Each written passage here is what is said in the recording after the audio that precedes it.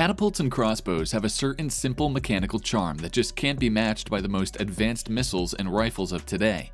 Swords and shields also conjure up images of a bygone age of chivalry and honor, when combat was fought face to face between individuals who'd dedicated their lives and reputations to their abilities on the field of battle.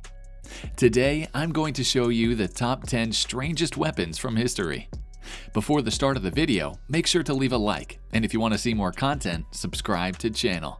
Let's get started. Number 10. Man-catcher. One of the strangest weapons in history was more commonly used in city streets rather than on the field of battle: the man-catcher. Interestingly, it was one of the few medieval weapons that was designed specifically to incapacitate an opponent without killing or injuring him. While some man-catchers had spikes on them, which were clearly designed to cause injury, the vast majority were simply a wooden shaft with a two-pronged blunted fork at the end.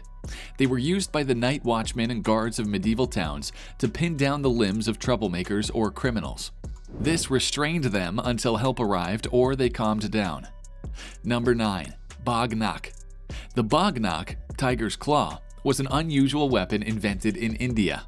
Although no one knows for sure when it first appeared, it grew in popularity after being adopted by the Nihang Sikh warriors sometime after 1500.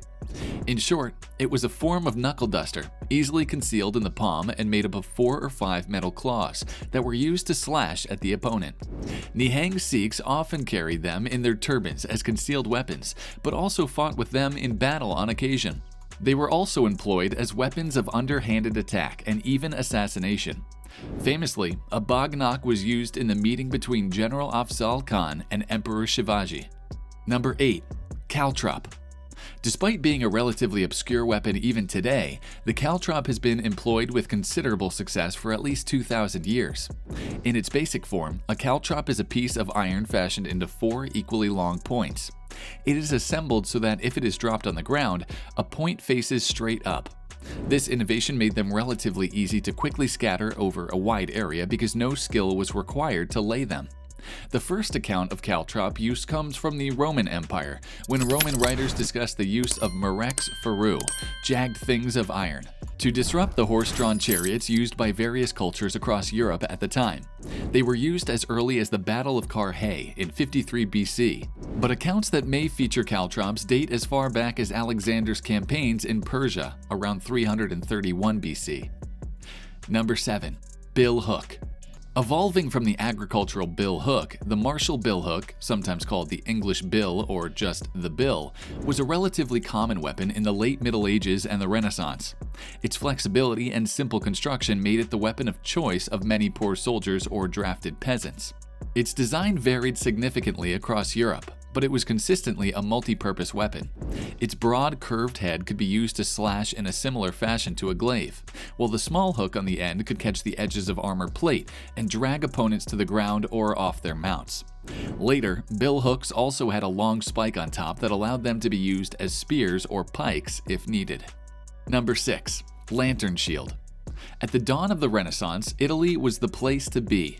Whether you were interested in art, science, or engineering, the world's best and brightest were gathered in the Italian states, where their work was supported by wealthy princes and merchants.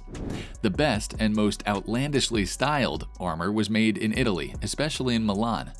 Europe's richest and most fashion-conscious all had their armor made by Italian smiths. It should be no surprise then that one of the strangest and most elaborate shields in human history was designed in Renaissance Italy. At the time, there was a strong dueling culture among the country's youth. Many young men would go out after dark to cause trouble on the streets or to take part in pre-arranged duels. Cue the invention of the lantern shield. Number 5. Fletched javelin. Most of us know that javelins were commonly used across the Greek and Roman worlds. However, many don't know that javelins were used well into the medieval period and beyond. In fact, medieval javelins were more advanced than their ancient counterparts and were a lot more accurate.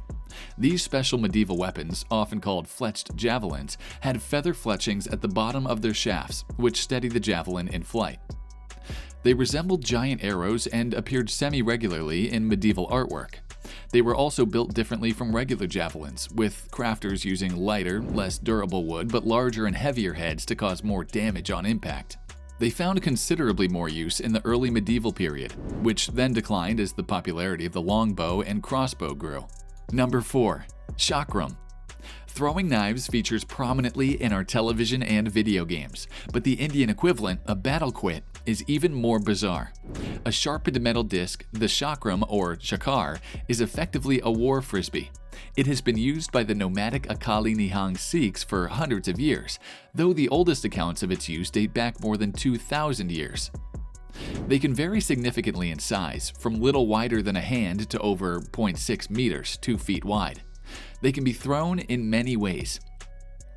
The most common technique is to spin the disc on the finger and quickly release it, though underarm throws, which launch the disc vertically, are also well known. They can be thrown on the move and for extra force by using diagonal throws that build up a lot of speed. Number 3. Net. Nets have been used in warfare by many different cultures for millennia, but they reached the height of their popularity in the gladiator arenas of ancient Rome. The gladiator games began as reenactments of real battles, with most gladiators wearing the gear of either Romans or their common enemies. Over time, however, the gladiator games and the gladiator classes developed a culture of their own. Most gladiators wore large, elaborate helmets featuring everything from animal crests to exaggerated trims. While these helmets were impressive, they could also put the fighter at a disadvantage, especially when pitted against a retiarius. Number 2. Khepesh. The khepesh is one of the oldest weapons of war in human history to be made entirely out of metal. The first examples were forged in Mesopotamia around 2500 BC. The design quickly spread to Egypt, where it became the favorite weapon of the warrior class, and arguably the world's first sword.